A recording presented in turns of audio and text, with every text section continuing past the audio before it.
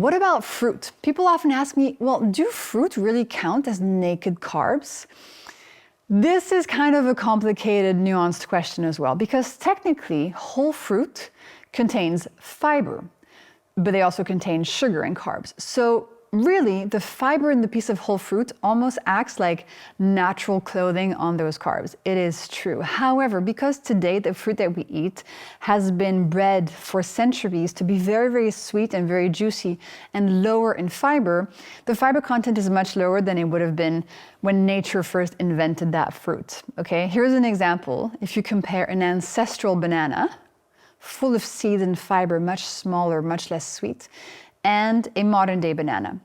Very little fiber, a lot of sugar in it. Very delicious, but also causes a bigger spike than its actual real ancestors. So it's up to you for the fruit. I always try to add a little bit of clothing to my fruit. For example, I'll add some nuts or nut butter. This is a really good example of a really big sweet pear, big glucose spike, and just adding a bit of nut butter to that is going to lower the spike.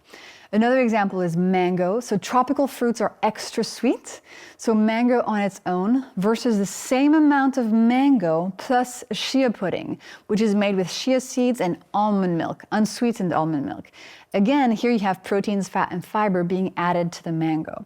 So if you want, and if you can, it is helpful to add a bit of clothing to your fruit if you want to reduce the glucose spike, especially if you have them in the morning.